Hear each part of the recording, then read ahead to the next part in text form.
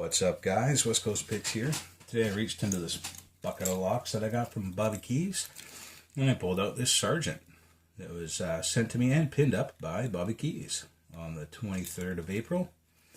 Looks like a 5-pin, because that's a pretty short key. It's a Sargent Mortise, and has quite a bit of play in it, if you can see that. And that usually means a lot of goodness. So let's get this thing in the vise and choose our weapons. So I got top of the keyway, and because Sargents are pretty open, Sargents are pretty open, I'm going to use this somewhat deep hook, and I should be able to just go from the bottom of this keyway right up. Looks like it'll fit, so let's get some tension on this lock. Not a lot, just a little. And start at the back. See what Bobby put in here. Alright, 5 doesn't want to go. I don't want to force him, so we'll continue on. Might have to force him later, or maybe he'll just free up on his own. 4 is feedback here.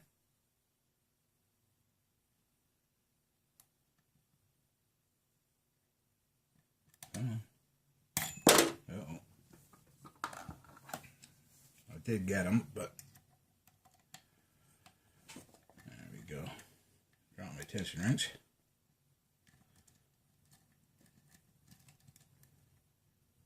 Five is still on the ground. 4 is still giving me feedback. I think I got him that time. 3 gave me a little bit. 1 doesn't want to go anywhere either. 2's giving me some here.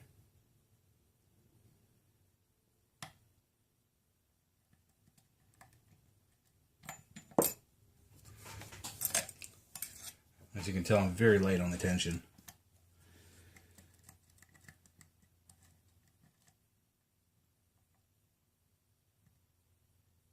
5 is still on the ground. Oh, 3, I think it opened. Is that open? It's not. Yeah, that's open. All right. So I didn't have to play with 1 or 5. They both stayed on the ground the entire time. So let's see what Bobby Keyz put in here. I believe 1 and 5 were overset traps that I didn't fall into. They both stayed on either that, or the drivers are in the key pin chambers, which I'm pretty sure Bobby's wise to that trick. So straight slots. Okay.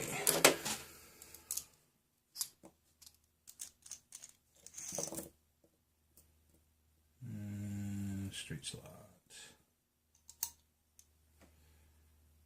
Straight slot is not normal. Normally they're Phillips. But I have had straight slots on Mortises before. It's just, I guess, the whatever the manufacturer uses at the time, or the locksmith, more likely. Alright. And stiff screws here. Oh, there's Loctite on the screws. That might be why.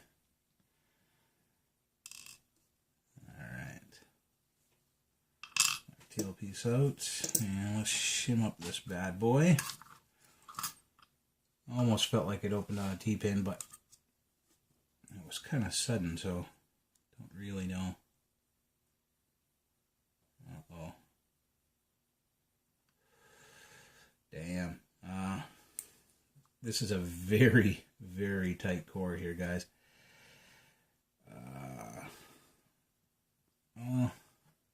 Kind of get it in there. That should be good enough, and hopefully the rest will follow along as I push it through. Let's try.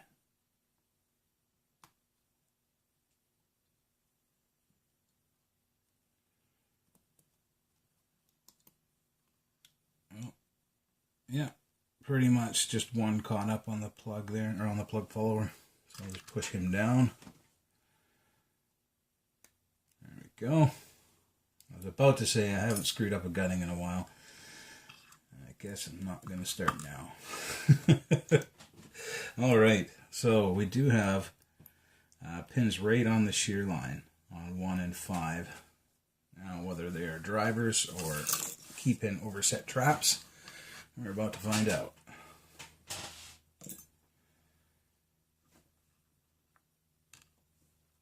Oh, is that a driver? It's hollow though, so, and there's a T-pin on the bottom. I think that's actually the key pin. I think that's just a 2-part key pin. Obviously meant to break off in the shear line. But I think so, otherwise why would the driver be hollow, right? Serrated pin, 2. A double spool in 3, very sharp. A serrated spool in 4. And yeah, another 2-part in 5. So I think these are the 2-part pins, overset traps. And what's supposed to happen is you force it up there and the top portion gets stuck in the shear line and the bottom portion of the pin drops back down into the plug. But because it had such a heavy false set to start with, I don't think I was able to even, I could have probably forced them up there, but I wasn't able to set them. We have threading in every chamber. Sharp threading in all them chambers, and where's my tweezers? There they are. Make sure I'm in frame here, of course. It's a little late to check now, but alright, let's see what's up top. We have a nice sharp spool in 1.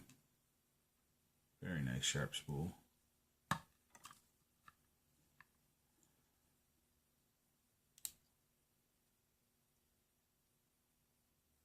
A nice double spool serrated in 2.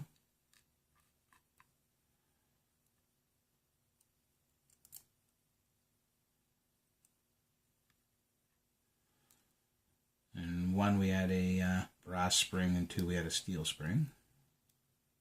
This is 3. Whoa. Alright, this is a 2-piece pin, pin and pin. Oh, awesome. So there must be another wafer or something up there.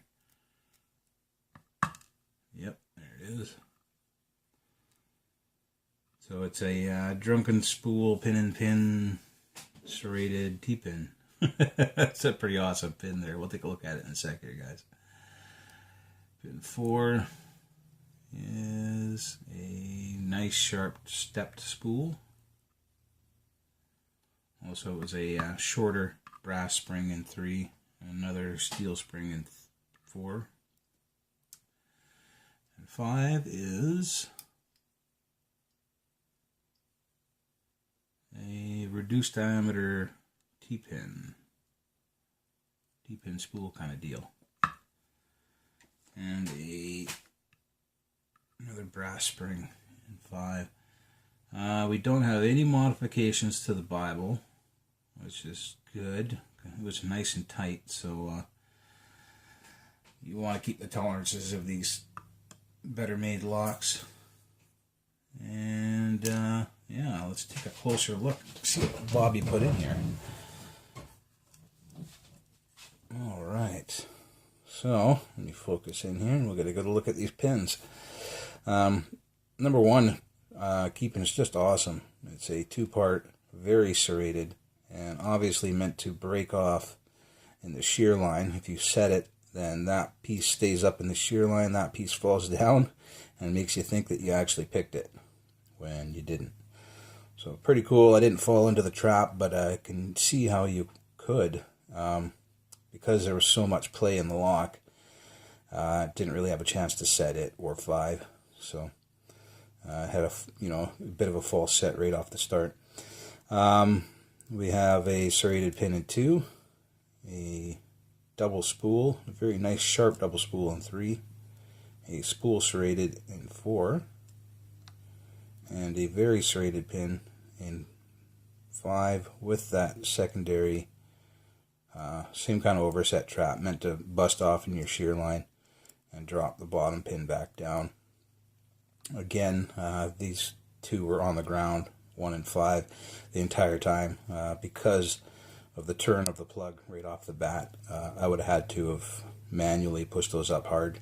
And you know, when I run out of feeling in a lock, I will do that, but I won't do that until I've run out of options. We have a very sharp spool in 1. We have a very serrated, well, I guess it's a double spool serrated pin in 2, and a pin, multi-part pin, like drunken spool style. We have our inner pin, which looks very serrated, and a serrated spool collar with a wafer that acts as the top of the inner portion of this pin here. We have a serrated spool with a step in it. That's pretty cool. And a T-pin in 5. And brass, steel, brass springs. So pretty damn cool pins in this lock from Bobby Keyz. Very nice work, Bobby. It's like artwork. I could tell you got your magnifying glasses on there, your headset on, because the kind of detail that you can get into these pins, man, just insane. Right on. I might have to look into getting a set of those, because look at the work that you can put into a pin, man. That's just insane. Good work, Bobby. Thanks, Bobby Keyz, for sending me this lock and sending it out to the community. I will be sure to get this out. And in fact, I've been taken to unmummying the keys lately, so we'll take a look at this key.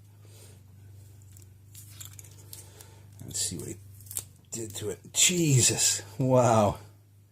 That is Den Brass style bitting there. Look at that. Holy crap. Very awesome, Bobby. Very awesome. Alright guys, thanks a lot for watching. And thank you again, Bobby Keyz, for this lock and all the other awesome locks that you sent. Wow, man. Just a wicked, wicked lock. And if I would have fallen into those overset traps, it would have taken me a lot longer. Alright guys, later.